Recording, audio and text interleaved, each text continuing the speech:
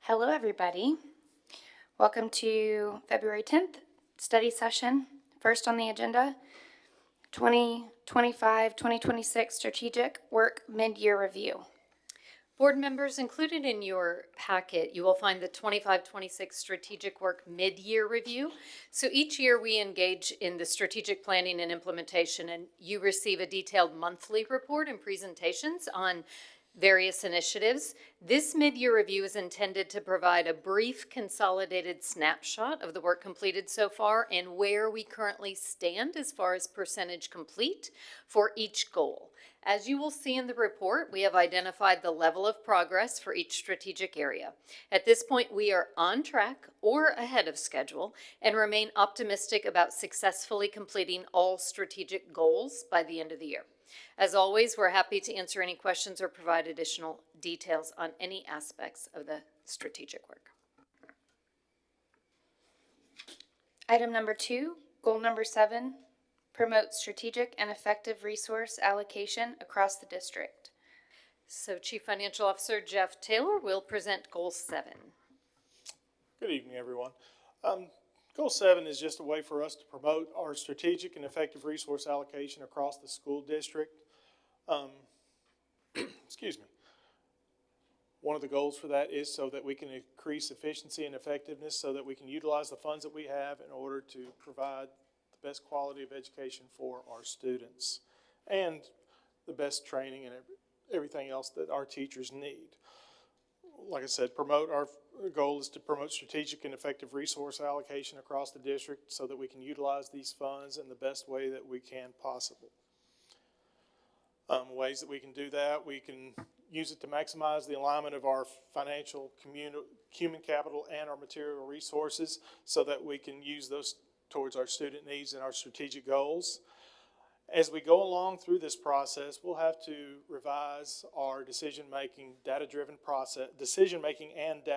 processes so that we can do transparent budgeting, do collaboration among stakeholders, and just ensure that our resources are distributed equitably and fairly across all schools so that we can meet the vision and strategic goals of everything that we want to accomplish. One of the other assets that we have to use is streamline the assessment of outcomes and adjustment of allocations across the department so that the schools, we can maximize the efficiency and eliminate the waste and enhance all of the student achievement we can across all school districts. Some of our current practices, senior leadership annually develops strategic goals aligned to students' needs and outcomes, and also we get feedback from our stakeholders and beneficiaries and look at the operational needs of each school so that we can utilize those and work on all that information, utilize that information. Leaders in our departments, we meet with them regularly so that we can evaluate the return on investment of the programs and staffing and the resources and the initiatives that we have for these students. Some of our key performance indicators are developed by each department, and then the accountability and assessment and the continuous improvement teams. We try to collaborate with the leaders to just analyze that student achievement and performance data so that we can use that to support leadership in making data-driven decisions. Some of the current examples we have of that right now, one of them is our operations department. They go about all our schools reviewing the data, the performance demographics of those schools, and utilize other data just so that we can ensure that those schools receive the highest level of resources and look at the needs that they have for those schools so that we can maximize the efficiency for items such as maintenance calls, custodial needs, and other critical services such as bus services. Another example is the Accountability and Assessment Office conducts several studies just so that we can understand the effects of district programs and the student outcomes at each school. And then lastly, the official Office of Policy and Continuous Improvement, they complete studies regularly just so that we can understand what type of learning opportunities we have and how they would be most beneficial for teacher growth and for allocating resources to maximize our outcomes. Some of the challenges that we have with TISA funding, you have various different funds with TISA, local, federal grant funds. Each of them has different measurements that we have to abide by as far as state and federal regulations, as well as reporting and allocation requirements for those. While we do try to streamline those in the annual budget, school system, we always continue to enhance collaboration among departments so that we can have accountability, and just because we have variations in the assessment of these outcomes for each group, we have to adjust those allocations and the philosophy of those resource allocations among the departments. As y'all are well aware, the school system is a large district, and as we continue to grow, we have to change our budgeting processes sometimes, and we have to adjust as we try to continually improve to meet the needs of all of our students and the school system as a whole. As far as our TISA funding formula, the Tennessee Investment in Student Achievement, as sure as y'all are aware, that changed a few years ago, where it's shifted the way that those funds are allocated. It was originally done differently. Now it's done as a student-based funding formula. Those dollars now, they're used based on actual cost, but they're also based on, they're actually not based on only on actual cost. They're based on the total number of students and the characteristics of the students who are enrolled in the school system. As an example, if a school serves a large demographic of economically disadvantaged students, we'll have additional funding allocated to support those needs at those schools. Some of our next steps for improvement, we'll establish a shared CMCSS resource allocation philosophy in collaboration with all the departments. As we go along, we'll continue to refine and streamline the measurement criteria we used across the departments and the schools. Develop a streamlined district database for tracking the return on investment of allocations to enhance student achievement across all schools, and so that we can maximize efficiency, eliminate waste, and meet the needs of the TISA reporting requirements as well as other reporting requirements we have with other federal funding. And as we know, the measurements are always going to be changing for what needs we have among these schools, so ensure those ever-evolving measurements and allocations and reporting requirements for each type of funding are met with fidelity and equality. Continue and analyze our key metrics associated with these expenditures, and then lastly, continue to prioritize the schools with the greatest level of need so that we can ensure that we have exceptional service for our students and for our teachers. Do y'all have any questions?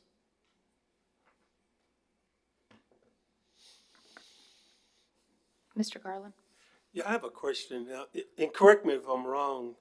Don't the state give us funds based on our ability to pay? They give us funds based on our ability to On pay. this community's ability to pay? Is the allocation based on that? So the TISA funding formula, so that's a combination. What you're talking about is actually like the TASR. And so when you're talking about the portion that county local pays versus federal versus state, all of those pieces, that is a portion of it, and that's like where we get our dollars from the county commission. So they basically tell us, this is your county, our funding body, needs to pay at least this minimum, and our funding body has always paid higher than that. True. I guess that leads to my second question. Based on the recent voucher program that the state has put in place and the students that we are losing, are we making money or are we losing money? I wouldn't say we're necessarily, I don't really think it's had an effect as of yet on our funding. I think we are just now getting our TISA numbers in for the next fiscal year. We haven't gotten official numbers. I think it's going to be an increase for the upcoming fiscal year. So I don't think we've lost money as far as that goes. And what Dr. Lunevetter was referring to, our maintenance of effort, Right. that with the county, they've always been well above that minimum. I know, but my question is the state giving us the same amount that we was getting before TISA, or are we getting an additional funds? It's increased since then. There's an increase? Yes, sir. Is it substantial or just marginal? Yes, sir. Well, it's like in what we were talking about too. Some of the funding, if there's needs that we have for these students, That's taken into account through the TISA model, so we receive additional funding for that. So we receive that base number for every student, and then how the funding formula works is depending on their unique learning needs, we get dollars for that. We also get additional dollars for our students that are involved in career technical education courses, because a lot of those CTE courses, it takes a lot of money. And so we get CTE dollars for that. We also, there's outcomes funding, which essentially looks at, for instance, the percentage of your students passing the ACT, the number of kids you have that are college and career ready, the kids that you've got passing the third grade reading, and we get additional outcomes dollars for that. We have been fortunate in this district so far that our community has invested in public education and believes in us, and we have not seen a negative impact as far as lowering of numbers. So as far as impact here for voucher, we have not seen that yet, or the scholarship money. We have been fortunate that we have sustained our population currently. So right now, our projections for next school year are slightly higher than what we received this year for TISA. Does that make sense? It makes sense, but I still have more questions. I'll talk to you offline. Mr. Mayberry? Yeah, just a little bit more input into that. If we did go below the current, if our population of students went backwards, the provision in the Education Freedom Scholarship would actually keep our funding the same. So that's how that works, and for perpetuity, it's the bill languages. So, but that's just that is what the bill language is. But if we did go backwards, we would maintain. So say we are 40,000, we went down to 39. We would maintain $40,000 in funding. But as Dr. Lindevetter said, we're growing, so we're not in that position.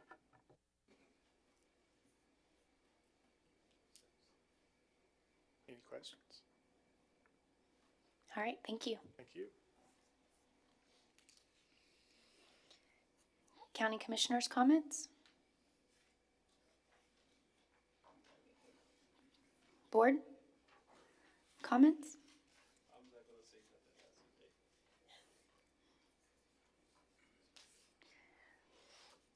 I have a question. We were, at one point, I think Aaron asked about a cell phone report based on, just to kind of compare how the cell phone policy is going. Help. Okay, there we go. Yes, it was Mr. Lanier had requested that, and I did speak with him a couple weeks ago. What we're waiting on is our student code of conduct survey has gone out to families through Parent Square and to not just families, employees in the general community. We're going to get that data back. I will share that right now we're not seeing any negative feedback specifically around the electronic devices policy. I think overwhelmingly it's been positively received.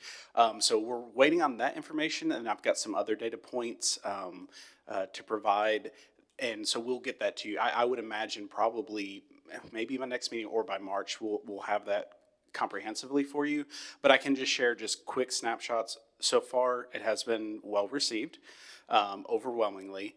And we did see an increase last semester when I pulled the report. We saw an increase in violations of the policy, but that is to be expected when you're talking about enforcing and also having a more stringent policy. But it wasn't anything that was alarming, but it was about I think a 15% increase from the previous year. So those are some of the big data points, but we'll get you some more information. Yes, ma'am. Thank you. All right, Dr. Lindevetter? Good evening, board members. So we are happy to have all of our students and employees back in buildings focused on academics this week. I believe the sunshine has been good for all of us. Again, a huge thank you to those personnel who worked extra hours during the snow and ice to make sure that our campuses were safe upon return. Just a reminder that the open enrollment period is open for all schools of choice right now until February 15th, so that's until this weekend. We feel strongly about providing parents choices in their child's educational experience. So across the district, we have over 30 different programs of study in career technical education that our students may enroll. We also have student zone schools, and we have parents that may request special transfers for any room available. Applications are also available for Spanish immersion at Barksdale, Moore Magnet STEAM School, our college and career academies, the middle college at Austin P, and early technical college at TCAT, along with our K-12 virtual school. We're also excited about 2 new high school options this year. So we have the Accelerated Associates program that will be at Nashville State Community College. And then, of course, we also have the Founders, Inc. that will be brand new, opening in August at our Burt Innovation Center. So we want to make sure that every family finds the right fit for their student. I also want to take a point of privilege and congratulate, I see Kathy Kolb in the audience. So a huge congratulations to Kathy. If you have not heard, she has been appointed by our Lieutenant Governor as the only teacher in the entire state of Tennessee who will serve on our state board of education. So she will be representing all teachers in the state of Tennessee, and I'm even happier to report that she's going to continue to work for us as a teacher while she's doing that. I love the story. I heard that someone came to visit and asked her to take her to lunch and asked her to step out to do that, and she said, grab me some lunch and meet me at school. So I love that. So a huge congratulations to Kathy. And what year are you in? 44. Her 44th year in education, and just because they made reward status this year, she's going to keep going. So I love that. So thank you for that.